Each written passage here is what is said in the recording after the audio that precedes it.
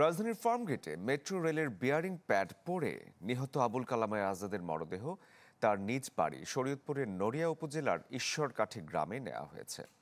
মধ্যরাতে তার নিজ গ্রামে মরদেহ নিয়ে গেলে শোকাবহ পরিবেশ সৃষ্টি হয়। সকাল ৯টায় বাড়ির পাশে মাদ্রাসা মাঠে আবুল কালাম আজাদের জানাজা হওয়ার কথা রয়েছে। পরে তাকে দাফন করা হবে। এর আগে রোববার রাত ১০টায় সিদ্ধিরগঞ্জের নতুন আইলপাড়া এলাকায় বায়তুল ফালাহ জামে মসজিদে অনুষ্ঠিত হয় তার প্রথম নামাজে জানাজা। এতে অংশ নেন শত শত মানুষ। নিহত আবুল কালাম আজাদ ঢাকায় একটি ট্রাভেল এজেন্সিতে বিমানের টিকিট বিক্রির কাজ করতেন। স্ত্রী ও ২ শিশু সন্তান নিয়ে নারায়ণগঞ্জের সিদ্ধিরগঞ্জের আইলপাড়া এলাকায় ভাড়া থাকতেন তিনি। গতকাল রাজধানীর ফার্মগেটে মেট্রো রেলের বিয়ারিং প্যাড মাথায় পড়ে মারা যান আবুল কালাম আজাদ।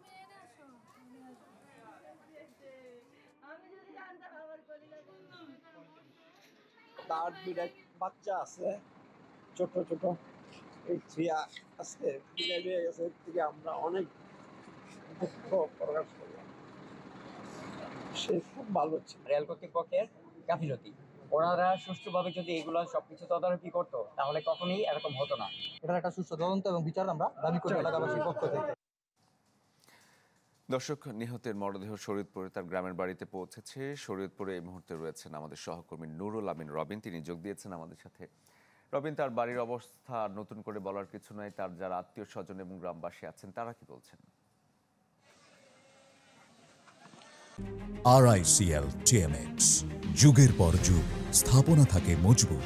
শরীফ, আসলে এই মুহূর্তে কিন্তু একেবারে পুরো এলাকাটাই শোকাবহ একটি পরিবেশ বিরাজ করছে। একেবারে পাড়া প্রতিবেশী আত্মীয় স্বজন যারাই রয়েছেন তারা ভোর সকালে কেউ কেউ মধ্যরাতে কিন্তু এই আবুল কালাম আজাদের বাড়িতে এসেছেন এবং এই মুহূর্তে একেবারেই বাড়িতে নিকট আত্মীয় স্বজন, পাড়া প্রতিবেশী বা তার বন্ধু বান্ধব যারা ছিলেন তারা এসেছেন এবং কান্না আহাজারি এই মুহূর্তে চলছে এখানে, স্বজনদের কান্নার আহাজারি। কিছুক্ষণ আগে তার স্ত্রীর সাথে আমার কথা হচ্ছিল, তিনি যেটি বলছিলেন যে মূলত এই ধরনের একটি দুর্ঘটনার দায় কে নেবে? সরকারের বা মেট্রো রেল কর্তৃপক্ষের উদাসীনতার কারণেই মূলত এই দুর্ঘটনাটি ঘটেছে, যার কারণে তার পরিবারের দায়িত্ব এবং তাদের যে উপযুক্ত ক্ষতিপূরণ এবং দোষীদের বিচার তিনি দাবি করেছেন।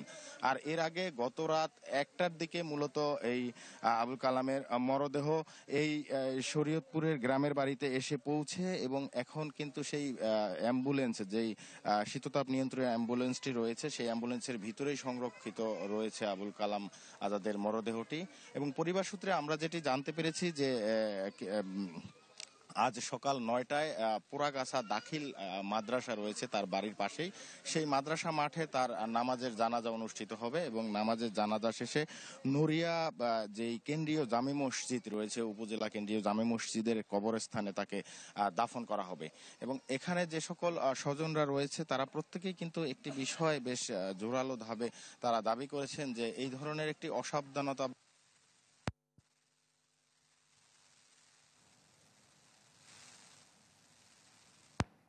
আবুল কালাম আজাদ, যার কারণে এই ঘটনার সুষ্ঠু তদন্ত এবং যারা এর সাথে জড়িত এই তাদেরকে বিচারের আওতায় আনার পাশাপাশি এই ধরনের ঘটনার যেন পুনরাবৃত্তি না ঘটে সেই ধরনের দাবি কিন্তু এই পরিবারের পক্ষ থেকে করা হয়েছে। আরেকটি তথ্য আমি দিয়ে রাখতে চাচ্ছি যে আবুল হোসেনের যে পরিবার, তার দুটি সন্তান রয়েছে, তাদের কিন্তু এই মুহূর্তে আয় ও রোজগার করার মতো আর কেউ নেই। তাদের দায়িত্ব যেন ইতিমধ্যে যদিও সরকারের পক্ষ থেকে কিছু ঘোষণা এসেছে, তারপরে তারা দাবি করেছেন তাদের সকল দায়ভার যেন এই বিষয়টি সরকার বিশেষ গুরুত্বের সাথে দেখে। তো শরীফ, এই ছিল আমার কাছে এই নিহত আবুল কালাম আজাদের বাড়ির সামনে থেকে সবশেষ তথ্য। আগামী ৯টায় তার জানাজা অনুষ্ঠিত হবে, তারপরে মূলত তাকে দাফন করা হবে তার গ্রামের বাড়িতে। রবিন, ধন্যবাদ আপনাকে। দর্শক, শরীয়তপুর থেকে আমাদের সহকর্মী জানাচ্ছিলেন ঢাকায় যিনি মৃত্যুবরণ করেছেন তার জানাজা এবং তার পরিবারের এই মুহূর্তের অবস্থা।